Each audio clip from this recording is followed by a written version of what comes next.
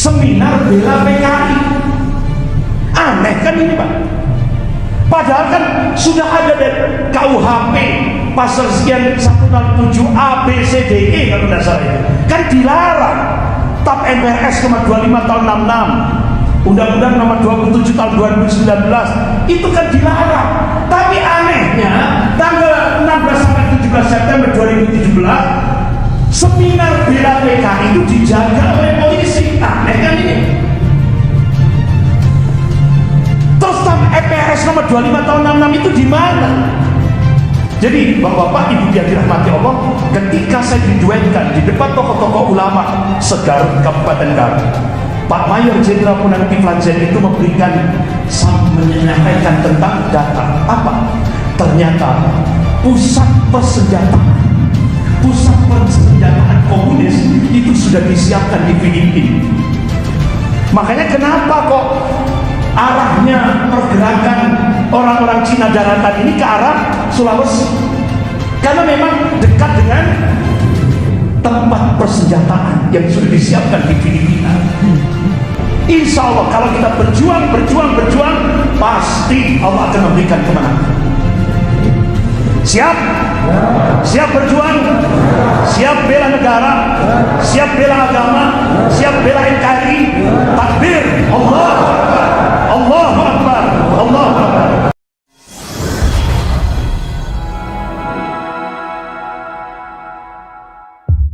Bapak-bapak, Ibu yang dirahmati Allah. Jadi akhirnya lewat parlemen, lewat DPR RI, poin pertama dan poin kedua ini dijebol lewat RUU HIP. Ini berhasil mereka. Lewat rancangan undang-undang haluan ideologi Pancasila. Yang cukup kaget, di DPR RI yang jadi ketua panja pembahasan RUU HIP itu yang bikin buku Aku Bangga Jadi Anak PKI, bikin buku lagi Anak PKI Masuk Parlemen, Dr. Ripka Ciptanik jadi ketua panja RUU HIP. Akhirnya karena sorotan yang begitu keras diganti lagi oleh Riga Dia Pitaloka. Ya sami mawon, wong dia anaknya tokoh PKI dari Lekran. Akhirnya disorot lagi, ditekan lagi, diganti lagi pensiunan polisi sekarang. Ya, diganti lagi ketua panjanya untuk pembahasan RUU HIP. Bapak-bapak, Ibu yang dirahmati Allah, ini yang sudah saya sampaikan tadi. Jadi ini sebuah nota diplomatik rahasia dari Kedubes Amerika di Beijing tanggal 5 Maret 2007 dengan kode frekuensi Beijing 1448. Ini yang sekarang ini pemerintah Cina ditopang oleh Amerika mempercepat program sekularisasi bagi Muslim Indonesia. Artinya apa? Bapak-bapak, Ibu yang dirahmati Allah, agama artinya kalau dalam bahasa konstitusi, ketuhanan yang Maha Esa itu tidak lagi menjadi landasan dalam kehidupan berbangsa dan bernegara. Tidak lagi. Makanya salah satu cirinya Bapak-bapak, Ibu yang dirahmati Allah, pemerintahan sekuler itu salah satu cirinya dia menyisihkan agama dalam kehidupan berbangsa dan bernegara.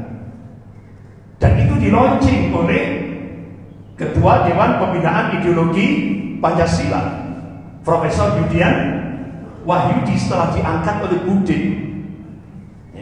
Diangkat oleh Bude, bahkan Profesor Yudian Wahyudi itu kan mantan rektor IAIN Sunan Kalijogo. Jadi kalau dia mencium Bude itu kan dia tahu itu haram hukumnya. Tapi dia masa syariat itu dia tinggalkan semuanya. Apa yang terjadi? Beliau pidato, agama musuh terbesar Pancasila. Nah, logikanya apa? Agama musuh terbesar negara. Jadi sekarang di Indonesia agama itu musuh terbesar bagi negara. Makanya jangan kaget Bapak-bapak, Ibu yang dirahmati Allah, ciri pemerintahan sekuler itu mereka ini perselingkuhan antara pemerintahan sekuler dengan kelompok-kelompok Islamofobia. Akhirnya apa yang terjadi? Pemerintah mengangkat buzzer-buzzer, dan itu digaji, diambilkan dari APBN. Berapa? 90,45 miliar. Tujuannya apa? Jadi seperti kelompok Ade Armando, CS, Abu Janda, Denny Sirgar, dan yang lain-lain itu, ini digaji oleh pemerintah. Diambilkan dari APBN 90,45 miliar gajinya lagi. Bahkan dia dapat imunitas. Apa? Kebal hukum. Apa yang diperintahkan? Pekerjaannya apa? Melecehkan Allah, melecehkan Rasulullah, melecehkan Al-Quran, melecehkan Islam, melecehkan ulama. Saya tanya kepada jamaah semuanya, pernahkah Ade Armando ditangkap oleh polisi? Belum. Ya nanti kalau pergantian rezim gitu baru nanti. Nggak pernah kebal hukum. Padahal Indonesia ini negara hukum. Ada KUHP pasal 156A itu tentang penodaan agama, itu maksimal penjara 5 tahun. Tapi ternyata itu tidak dipakai, tidak dijadikan sebagai landasan. Denny Sirgar aman. Ade Armando dia lecehkan Allah, dia lecehkan Rasulullah, dia lecehkan Islam, dia lecehkan Al-Quran. Miris Pak, miris. Itu kalau mereka ini kalau di Malaysia langsung 10 tahun penjara. Kalau kelompok buzzer-buzzer ini kalau di Brunei Darussalam mati Pak hukumannya. Hukumannya mati karena melecehkan Allah, melecehkan Rasulullah. Tapi di Indonesia aman, dilindungi oleh negara, bahkan digaji oleh negara. Diambilkan, dan itu yang ngasih Pak, itu kan dari uang pajak-pajaknya umat Islam se-Indonesia, dijadikan untuk menghabisi Islam di Indonesia. Astagfirullah, ini sebuah kezaliman. Makanya Prof. Denny Samsudin sampai memberikan statement lewat by Zoom itu. Allah Subhanahu wa ta'ala sudah menurunkan istidrah di Indonesia. Allah sudah menurunkan istidrah di Indonesia. Artinya apa? Ini Allah melulu dengan kezaliman, dilulu sama Allah. Dan kalau sudah ulama memberikan statement seperti itu, ini sudah Indonesia ini sudah danger, bahaya. Sampai seperti itu. Jadi bapak-bapak, ibu yang dirahmati Allah, itulah yang terjadi, realitas yang terjadi di Indonesia. Bapak-bapak, ibu yang dirahmati Allah, strategi perjuangan PKI ini sudah saya sampaikan sejak tahun 2016, 2017, 2018, 2019. Sudah saya sampaikan, saya sudah keliling Jawa Timur, Jawa Tengah, Jawa Barat, sampai Kalimantan, Sumatera. Sudah saya sampaikan, sampai akhirnya saya didatangi dari Mabes Polri, diminta untuk ngerem. Datang ke rumah 4 orang dari Mabes Polri, saya disuruh ngerem. Jangan menyampaikan ini, rem. Datangnya 1 minggu lagi, saya ditelepon dari Mabes Angkatan Darat, dari Bais. Ustaz, sosialisasikan. Kan bingung Pak, bingung ini. Sampai akhirnya saya dilaporkan oleh petinggi-petinggi titik-titik. Bahkan saya dikenai sekian pasal. Saya diancam untuk dimasukkan, dijebloskan ke penjara. Sudah lapor sampai ke rumah suratnya. Bahkan dari Mabes Angkatan Darat itu sempat saya, Ustaz, kita akan siapkan advokasi.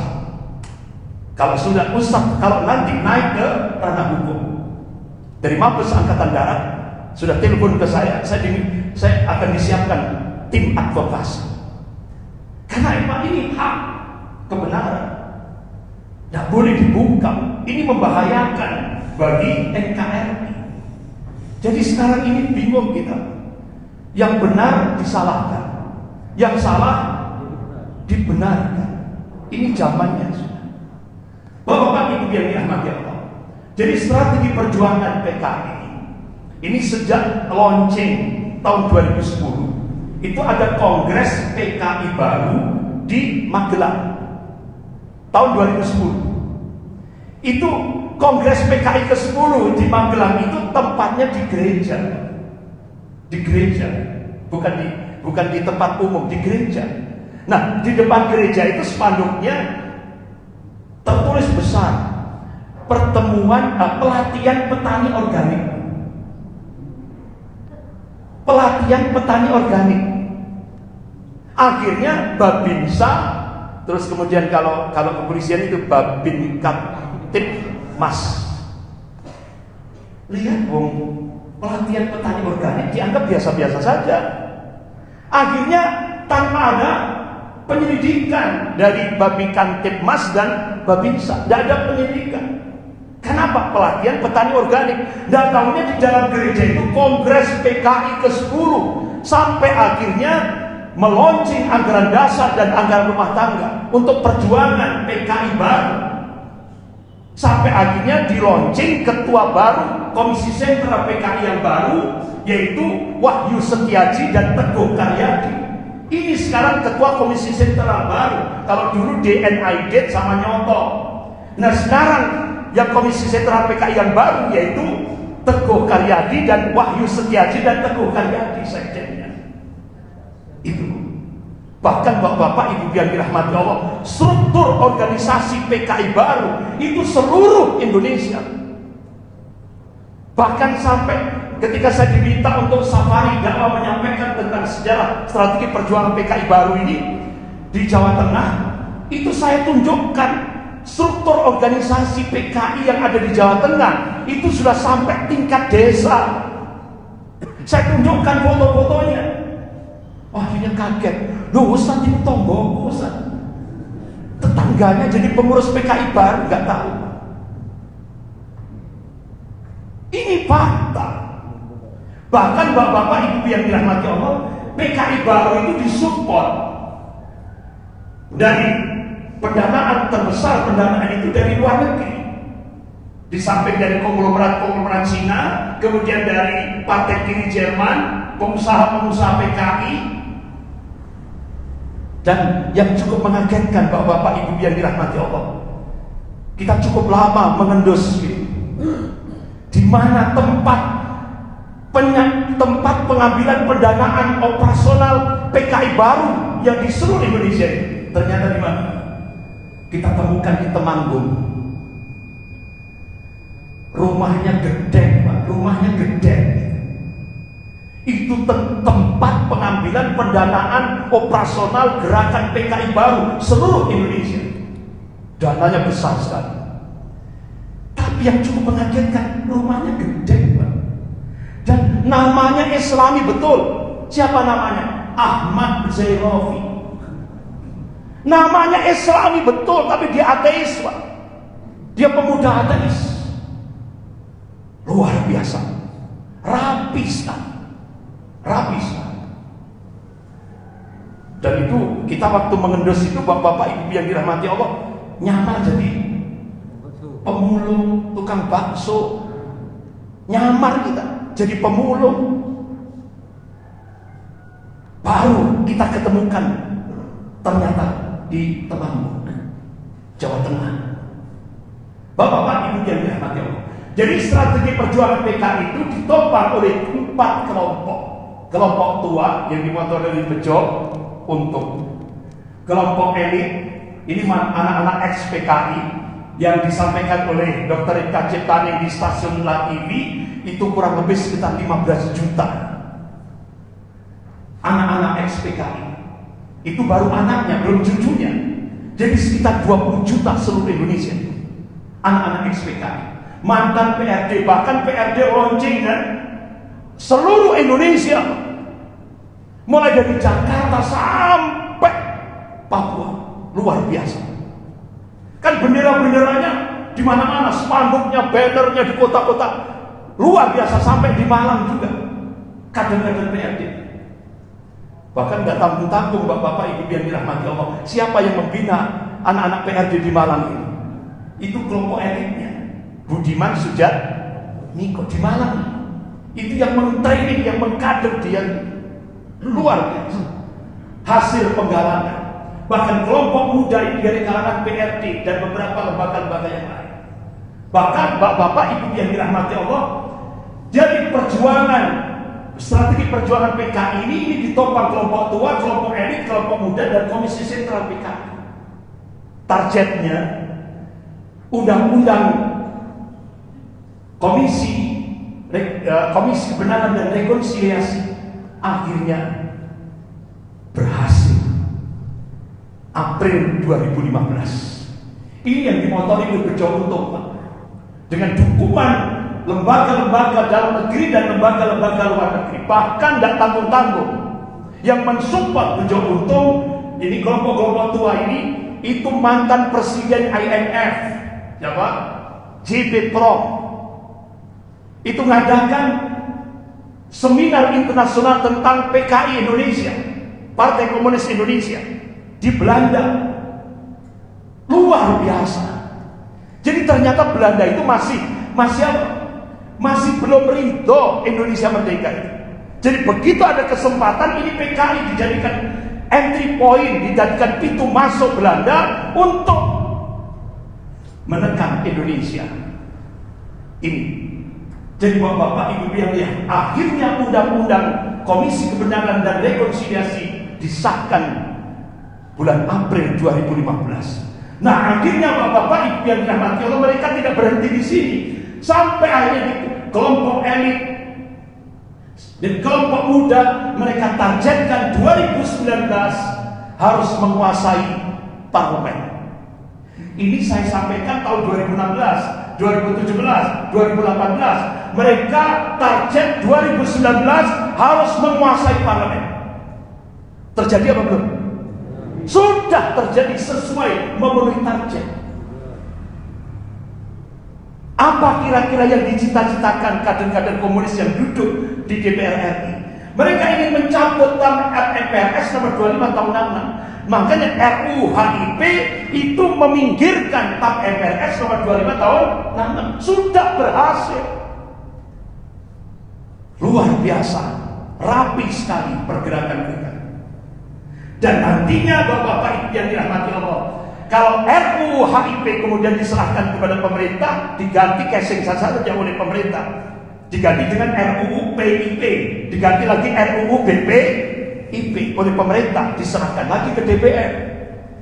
Dan ini sepertinya Pak, walaupun semua fraksi, tinggal satu fraksi kan, yang lainnya sudah menolak, mengikuti kehendak rakyat. Yang ini ngotot Pak, yang satu ini ngotot. Jadi sampai mantan Panglima TNI Bapak Jenderal Purnawirawan Gatot Nurmantio, kalau RUU HIP ini, RUU BPIP ini tetap dilanjutkan, tidak menutup kemungkinan peristiwa 65 itu akan kembali terjadi di Indonesia.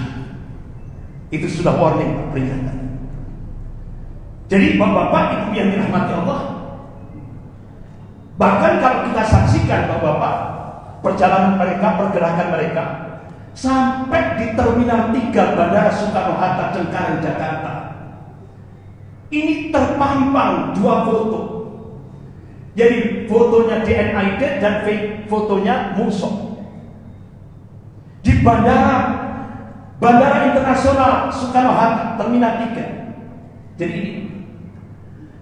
Jadi kalau ada pesawat dari luar negeri turun, itu kelihatan nampak sekali. Jadi kanan kirinya ini Bung Hatta, Presiden Soekarno dan Bung Hatta. Kemudian kanan kirinya banyak pahlawan-pahlawan nasional. Kemudian bapak-bapak ibu yang dirahmati Allah, ini ada Hadratul Syekh Hasyim Asy'ari, pendiri Nahdlatul Ulama. Kemudian Kiai Haji Ahmad Dahlan, yaitu pendiri Muhammadiyah. Nah ini Muso sama DNID kecil. Artinya apa? Komisi Sentral PKI, DNID, dan yang peristiwa 48 Muso itu sekarang dijadikan pahlawan bagi Indonesia. Akhirnya ini kan, ini gambarnya Muso di sini, ini DNID, ini bakal dibesarkan seperti ini. Ini tak pahlawan-pahlawan. Ini di Bandara Terminal 3 Soekarno-Hatta. Akhirnya tokoh-tokoh ulama di Jakarta protes, turunkan ini.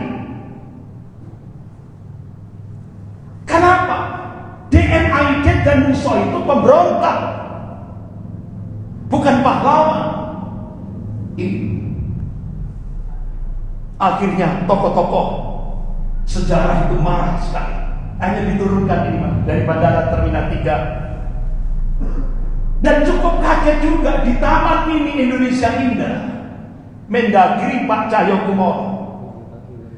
Di samping-sampingnya ini 9 naga, tokoh-tokoh 9 naga, termasuk Tommy Winata. Itu Mendagri Pak Cahyokumolo menandatangani monumen Poh Antui, Laskar Tiongkok, Laskar Cina, Poh Antui. Jadi bapak-bapak ibu yang dirahmati Allah, Menteri Dalam Negeri Pak Cahyokumolo waktu itu hari Sabtu 14 November 2015 memberikan pidato.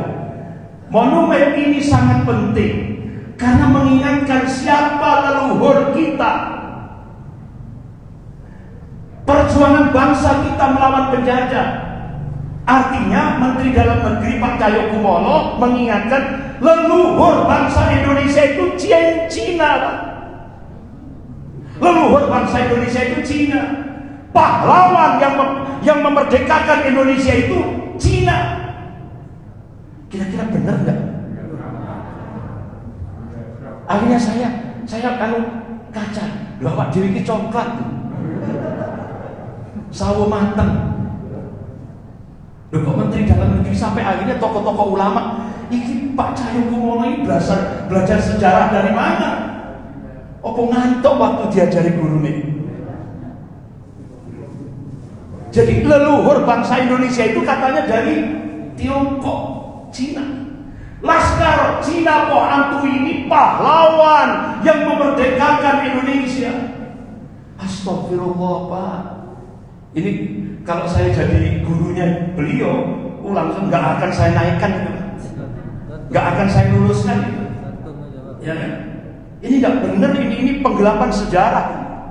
Jadi bapak-bapak ibu yang dirahmati Allah, ternyata kalau kita buka sejarah, Laskar Cina Poh Antui yang oleh Mendagri Pak Cahyokumolo diresmikan di Taman Mini Indonesia Indah itu pengkhianat, anteknya penjajah Belanda. Jadi Laskar Cina Poh Antui ini dulu itu dibentuk, milisi Cina Indonesia itu dibentuk dan dipersenjatai oleh penjajah Belanda. Mereka membentuk satuan untuk setia kepada penjajah Belanda. Tugasnya Laskar Cina Poh Antui ini yaitu menjadi mata-mata penjajah Belanda, melakukan aksi teror, penculikan, pemerkosaan, penjarahan, dan mengambil upeti dari petani-petani pribumi, memeras rakyat pribumi untuk diambil kekayaan dan disetorkan ke penjajah Belanda. Bahkan mereka akan membunuh kalau ada pribumi yang menentang. Tugasnya itu. Dan kok sekarang oleh Menteri Dalam Negeri Pak Cahyokumolo ini jadi pahlawan Laskar Cina Poh Antui ini. Jadi kita ini sampai saya ketemu dengan Profesor Muhammad Daniel Roset, mantan rektor ITS. Pak, ini gimana ya? Ustaz Andri, kita sekarang di Indonesia itu mau dijadikan orang dungu. Jadi kita ini diarahkan jadi dungu, jadi orang bodoh. Dan kita dipaksa jadi bodoh. Jadi yang hak salah, yang salah hak. Itu sekarang ini Pak. Jadi saya sempat nggak habis pikir. Bapak-bapak ibu yang dirahmati Allah, Wakil Perdana Menteri Cina Liu Yangdong setelah bertemu dengan Presiden tepat hari Rabu 27 Mei 2015 di Auditorium Fisik Universitas Indonesia, beliau ngomong, konsekuensi Cina memberikan bantuan hutang kepada Indonesia tahap pertama 647 triliun. Konsekuensinya apa? 10 juta rakyat Cina daratan wajib masuk ke Indonesia. Wajib. Dan itu targetnya 2020. Itu sudah dipatok 2020. Makanya jangan kaget. Itu tiap hari lewat 19 bandara orang-orang Cina daratan itu masuk ke Indonesia. Tapi kan karena media mainstream dikuasai oleh 9 naga, yang diekspos media kan cuma 100, 150, 250, itu kan? Pak, itu ribuan, ratusan ribu. Jadi target 2020 sampai hari ini targetnya 10 juta. Dan saya melihat dengan mata kepala saya sendiri. Ketika saya pulang dari safari dakwah di Kalimantan, dari Banjarmasin, saya pulang masuk Bandara Soekarno-Hatta itu sebelum subuh. Saya masuk di gate 6, sambil nunggu waktu subuh, saya turun ke bawah, ke musola, sambil tunggu waktu subuh. Begitu saya selesai subuh, saya naik, itu sudah ratusan orang-orang Cina. Laki-laki semua. Rambut cepat. Itu tiap hari, Pak. Rata-rata diarahkan ke kawasan Bandara Kendari, kawasan Sulawesi. Kenapa kok banyak diarahkan ke sana? Ternyata Bapak Mayor Jenderal Purnawirawan Kiflan Zain itu pernah saya diduetkan oleh beliau di kantor Bupati Garut. Saya pernah diundang di Garut. Waktu itu tokoh-tokoh segarut Kabupaten Garut itu dikumpulkan di aula Pemda Kabupaten Garut. Saya waktu itu dimasukkan, ketika datang langsung dimasukkan di ruang dinas Bupati Garut. Tiba-tiba muncul Pak Kiflan Zain, Mayor Jenderal Purnawirawan Kiflan Zain. Masya Allah, beliau tajam, ingatannya tajam. Langsung saya dirangkul. Ya, saya pernah ngundang antum itu ketika beliau masih menjabat Pangdam Divisi Panglima Divisi Kostrad di Singosari. Jadi ketika beliau jadi Panglima Divisi Kostrad, itu saya diundang oleh beliau. Jadi 1 jam, Pak, saya di ruangan Panglima Divisi Kostrad di Singosari itu 1 jam saya dibina oleh beliau tentang bagaimana situasi pertahanan di Indonesia. 1 jam saya dibina di ruangan Panglima. Makanya begitu di Garut itu ketemu, itu masih ingat. Oh iya, dulu pernah saya undang. Jadi Bapak-bapak, Ibu yang dirahmati Allah, ketika saya diduetkan di depan tokoh-tokoh ulama segarut Kabupaten Garut, Pak Mayor Jenderal Purnawirawan Kiflan Zain itu menyampaikan tentang data. Apa? Ternyata pusat persenjataan komunis itu sudah disiapkan di Filipina. Makanya kenapa kok arahnya pergerakan orang-orang Cina daratan ini ke arah Sulawesi? Karena memang dekat dengan tempat persenjataan yang sudah disiapkan di Filipina. Ini. Tapi akhirnya beliau dijebak, dan Pak Kiflan dijebak, ya, dengan konspirasi jahat, ya, sampai sekarang beliau masih terus menghadapi peradilan. Bapak-bapak, Ibu yang dirahmati Allah. Jadi sampai seperti itu. Oleh karena itu Bapak-bapak, Ibu yang dirahmati Allah, sampai akhirnya dari Mabes Angkatan Darat itu ada beberapa utusan ke pesantren-pesantren. Alhamdulillah waktu itu saya pas posisi lagi di pesantren, datang dari utusan dari Mabes Angkatan Darat. Ustaz, mereka 10 juta tentara merah itu, bukan buruh. Sementara TNI yang aktif itu maksimal 500.000 yang aktif. Secara logika kita nggak mampu. Oleh karena itu saya minta umat Islam untuk siap siaga menghadapi ini. Itu Pak, statement dari utusan dari Mabes Angkatan Darat. Jadi TNI nggak mampu Pak menghadapi 10 juta. Bahkan sampai saya pernah diundang oleh dulu waktu itu Kasospol Apri, yaitu Bapak Letnan Jenderal Sarwan Hamid. Ya. Jadi dulu pernah saya diundang beliau di Jakarta. Habis itu saya diinapkan di sebuah hotel. Besok paginya saya langsung disuruh ke Istana Negara. Alhamdulillah waktu itu langsung saya ke Istana Negara. Alhamdulillah saya langsung dipertemukan oleh Bapak Presiden Habibie, dan waktu itu masih kalau tidak salah Menteri Agamanya Pak Malik Fajar, Allahumma yarham, dia sudah meninggal. Jadi saya salaman sama Pak Presiden Habibie sama Pak Malik Fajar, Allahumma yarham. Pak Habibie juga sudah meninggal. Jadi bapak-bapak ibu yang dirahmati Allah, sampai Pak Sarwan Hamid itu sampai memberikan statement, saya menilai presiden dan jajarannya berpotensi menjadi pengkhianat bangsa. Itu kan pernyataan keras itu. Sampai sekarang Pak Sarwan Hamid itu tidak pernah ditangkap ya. Karena apa? Karena beliau cinta pada NKRI. Jadi ternyata statement beliau benar apa salah? Benar. Pak Sarwan Hamid, selevel Pak Sarwan Hamid seperti ini. Bapak-bapak ibu yang dirahmati Allah, bahkan bapak-bapak ibu yang dirahmati Allah, seminar bela PKI itu diadakan di kantor LBH Jakarta tanggal 16 sampai 17 September 2017 di gedung LBH.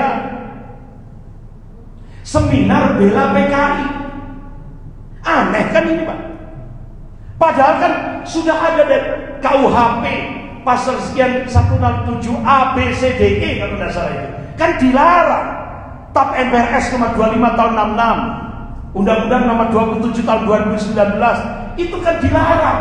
Tapi anehnya tanggal 16 sampai 17 September 2017 seminar bela PKI itu dijaga oleh polisi. Aneh kan ini?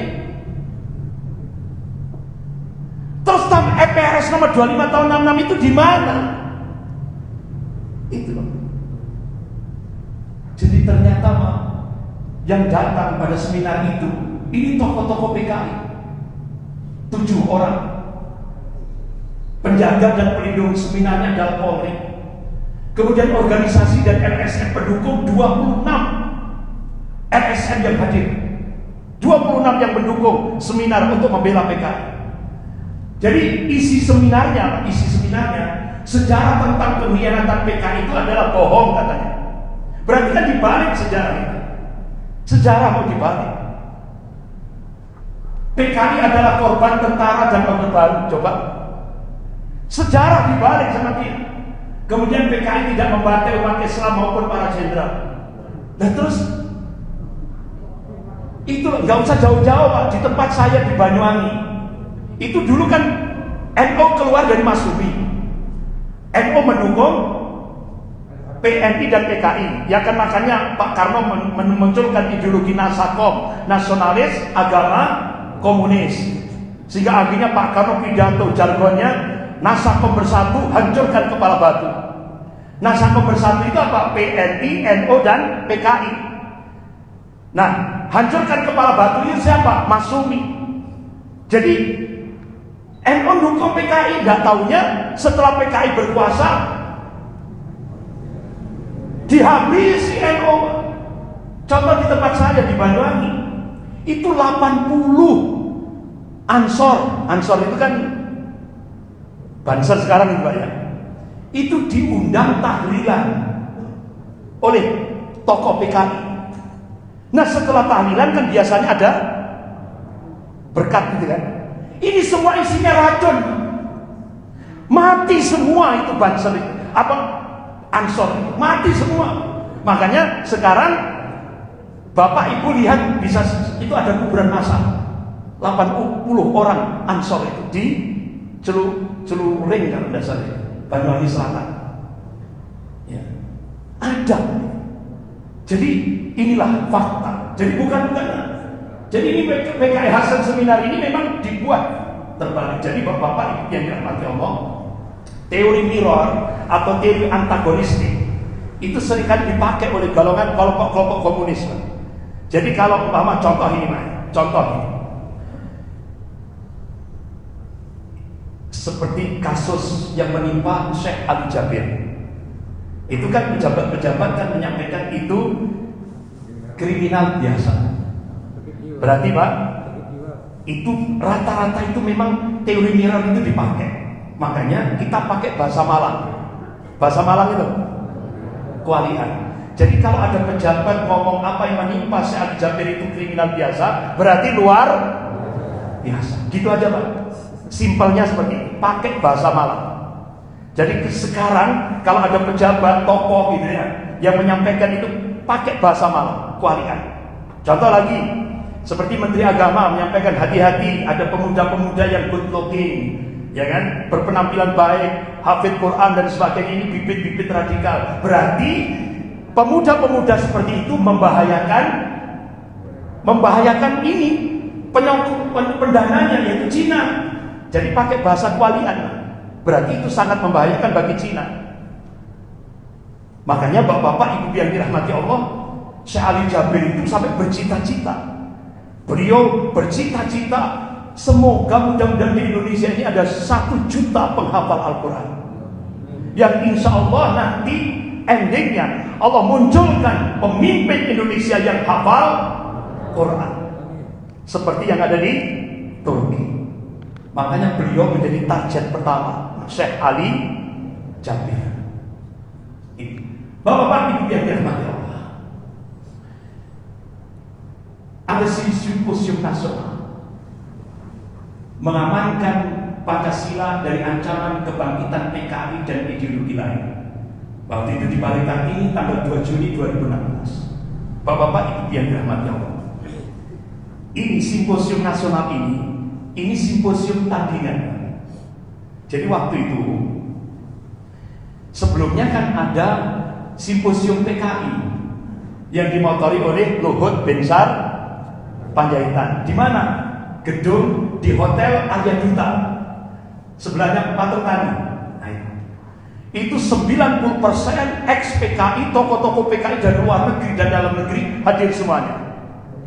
Bahkan yang dari non PKI itu yang diundang budayawan Pak Taufik Ismail. Pak Taufik Ismail hadir juga pada saat pertemuan itu. Nah, intinya selesai simposium PKI yang diadakan diprakarsai oleh Menteri Luhut Binsar Panjaitan itu, intinya Presiden diminta untuk meminta maaf kepada keluarga PKI. Akhirnya selesai itu, yaitu Bapak Mayor Jenderal Purnawirawan Kiki Sanagri itu ngumpulkan beberapa jenderal-jenderal purnawirawan dan tokoh-tokoh ulama di kantor saya. Ya, saya kebetulan waktu itu kan saya di Wirawiri, Pak, di Jakarta. Jadi waktu itu di Jalan Keramat Raya 45, itu kantor Dewan Dakwah Islamiyah Indonesia Pusat. Jadi waktu itu kan saya diminta oleh Pak Natsir, Allahumayarham, saya ditancapkan di Malang. Jadi saya seringkali Wirawiri Jakarta Malang. Nah, pada saat itu Pak Kiki Sanagri itu mengumpulkan tokoh-tokoh, jenderal-jenderal purnawirawan dan tokoh-tokoh ulama. Kenapa kok ditempatkan di Jalan Keramat Raya 45? Mengingatkan kembali siapa yang mencetuskan, yang berusaha mencetuskan NKRI, siapa yang berjasa sampai Indonesia berubah dari RIS menjadi NKRI, yaitu Bapak Muhammad Natsir, Allahumayarham. Itu kan kantornya Pak Natsir, Jalan Keramat Raya 45. Jadi mengingat kembali perjuangan Pak Natsir sampai Indonesia berubah dari RIS menjadi NKRI. Itu perjuangan beliau, ya. Bahkan waktu itu bapak-bapak ibu yang dirahmati Allah, tahun 80 tahun berapa? 90 ya, 92 kan ada salah waktu tahun 90 ya, tahun 90 saya langsung diminta oleh Pak Natsir untuk bertugas di Malang ini. Jadi bapak-bapak ibu yang dirahmati Allah, akhirnya Pak Kiki Sanagri akhirnya membentuk simposium. Artinya apa? Mengadakan simposium nasional sebagai tandingan dari apa yang di-launching oleh Luhut Binsar Panjaitan. Waktu itu saya dapat WA, itu yang diminta untuk memberikan presentasi, yaitu dari kalangan jenderal itu ada Pak Saidiman, kemudian ada juga mantan Pak Pres itu Pak Tri Sutrisno, kemudian ada lagi Profesor Sri Adi Swasono itu, kemudian Habib Rizik itu diminta untuk memberikan presentasi, kemudian Kiai Haji Hasim Mujadi, Allahumayarham, ya kan, dari Malang, itu diminta memberikan presentasi. Jadi bapak-bapak ibu yang dirahmati Allah, waktu itu tidak ada dari yang aktif itu, tidak ada yang hadir. Jadi cuma itu saja yang diminta hadir. Dan tahunya malam hari sebelum besok paginya saya dapat WA lagi. Ternyata Menhan Jenderal Purnawirawan Riyamizat Triakudu insya Allah siap hadir di acara simposium tandingan ini di Balai Hati. Dan yang mengagetkan lagi yaitu Bapak Jenderal Gatot Nurmantio hadir pasang badan beliau. Ini kan seminar tandingan, simposium tandingan, menandingi apa yang dilakukan oleh Luhut Binsar Panjaitan di Hotel Arya Duta. Jadi alhamdulillah Pak, dibuka oleh Menhan Bapak Jenderal Purnawirawan Riyamizat Triakudu. Kemudian termasuk juga Panglima TNI Pak Gatot Nurmantio. Nah waktu itu ini Pak Saidiman, Pak Tri Sutrisno, kemudian Habib Rizik, Profesor Sri Adi Suasono, dan ini ada lagi saya nggak kenal ini. Jadi Habib Rizik Pak memberikan presentasi luar biasa. Jadi Habib Rizik menyampaikan 30 indikasi kebangkitan PKI pasca reformasi tahun 98. Ini disampaikan oleh Habib Rizik secara rinci sekali. Jadi jenderal-jenderal dan guru besar, profesor-profesor dari lembaga-lembaga perguruan tinggi ini sempat kaget apa yang dipresentasikan oleh Habib Rizik. Ini data ini. 30 indikasi kebangkitan PKI mulai start 98. Nyata, bukan fiktif. Bahkan Pak Gatot Nurmantio setelah lengser, jadi setelah beliau bukan lengser gitu, bukan pensiun tapi dilengserkan. Gara-gara beliau minta nobar itu kan, nonton bareng, melihat peristiwa, mengenang kembali peristiwa G30 SPKI, langsung dilengserkan beliau sebelum masa pensiun. Jadi kata Pak Gatot Nurmantio tanggal 6 Juli 2019, saya tidak takut dibilang provokasi, tapi Pancasila memang akan diganti komunis. Ini tanggal 6 Juli 2019, tepat bulan April 2020 ternyata benar. April 2020 dasar negara Pancasila diganti ideologi komunis lewat RUU HIP. Benar kan? Nyata ternyata. Pancasila diganti dengan Trisila, Ekasila. Ketuhanan yang Maha Esa diganti dengan ketuhanan yang berkebudayaan. Ini identik dengan komunis. Jadi seperti itu. Makanya Bapak-bapak Ibu yang dirahmati Allah, indikasi kebangkitan PKI, tuntutan pencabutan TAP MPRS nomor 25 tahun 66 itu semarak di kalangan parlemen. Penghapusan sejarah pengkhianatan PKI dalam kurikulum buku-buku sejarah sudah dilakukan. Penghentian pemutaran film G30 SPKI dari TVRI sudah cukup lama sekali. Penghapusan medsos bagi calon pejabat sudah. Makanya Bapak-bapak Ibu yang dirahmati Allah, Staf Panglima TNI yaitu Bapak Mayor Jenderal Purnawirawan Aditya Manantoha di Masjid Al-Azhar Jakarta Selatan, beliau sampaikan sekarang kader-kader komunis yang jadi wali kota, yang jadi bupati itu banyak sekali. Karena apa? Litsos sudah tidak ada, dihapus Litsos.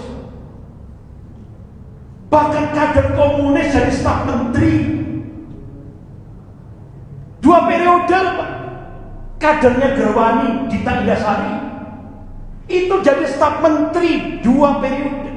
Luar biasa. Putra-putri PKI masuk parpol dan instansi negara sudah.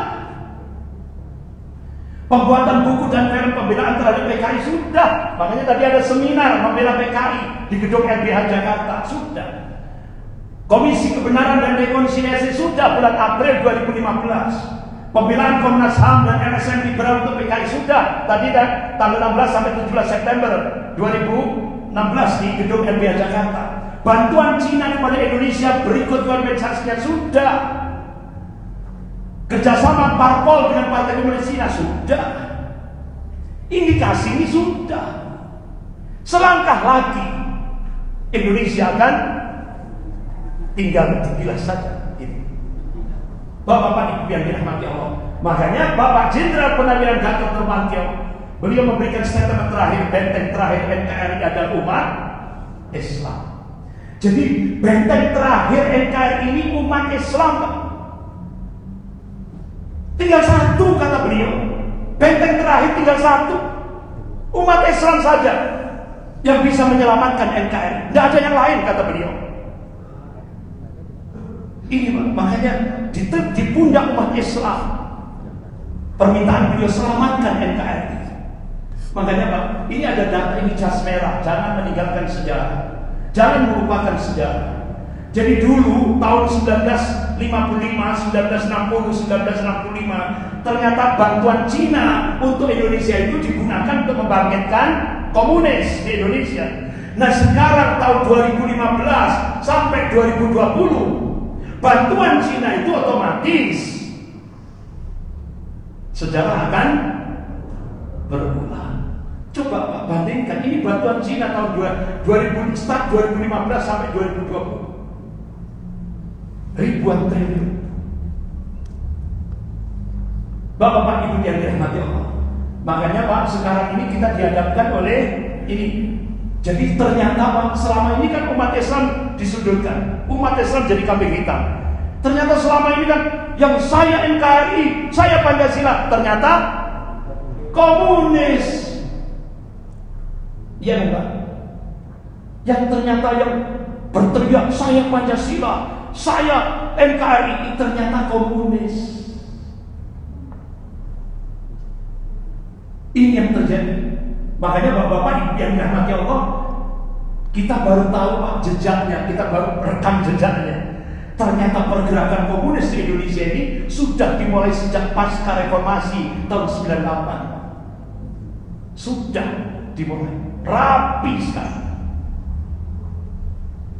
Rapi sekali. Puncaknya April 2020 mereka kuasai parlemen dengan munculkan RUU HIP. Bapak-bapak Ibu yang dirahmati Allah, apa yang saya sampaikan ini memang membuat sumpah Pak. Tapi Allah memberikan busra, berita gembira. Dalam surah Al-Imran ayat 139. A'udzubillahi minasyaitonir rajim. Wala tahinu wala tahzanu antumul a'launa in kuntum mu'minin. Jangan kamu pesimis. Tidak boleh sama Allah. Jangan kamu merasa lemah, tidak boleh sama Allah. Jangan kamu merasa inferior, jangan kamu merasa marginal. Wala tahzan, jangan kamu sedih, tidak boleh sama Allah. Wa antumul a'launa, sesungguhnya kamu itu tinggi, kata Allah. Coba dalam ayat itu Allah gunakan kata a'la. A'la itu kan isim tafdhil. Artinya disifati oleh ayat itu bisa tinggi, bisa unggul. Pertanyaannya, kalau kita korelasikan di Indonesia, kapan umat Islam di Indonesia itu bisa tinggi? Kapan umat Islam di Indonesia ini bisa unggul? Kapan umat Islam di Indonesia ini bisa punya al-izzah, kewibawaan? Allah berikan kuncinya, in kuntum mu'minin. Kuncinya cuma satu, tauhid, iman, tauhid. Nah kalau sudah tauhid ini sudah murni, insya Allah itu syarat Allah akan turunkan nasrullah, pertolongannya. Itu syarat untuk syarat kemenangan yang akan diberikan oleh Allah. Kenapa? Kita diyakinkan oleh Allah, wa man nasru illa min indillahil azizil hakim. Jadi kemenangan itu datangnya dari Allah yang Maha Perkasa lagi Maha Bijaksana. Wa kana haqqan alaina nasrul mu'minin. Kewajiban kami memenangkan golongan mukmin. Insya Allah apa yang saya sampaikan semuanya ini kecil, yang akbar hanyalah Allah. Yakinlah, insya Allah kalau kita berjuang, pasti Allah akan memberikan kemenangan. Siap? Siap berjuang? Siap bela negara? Siap bela agama? Siap bela NKRI?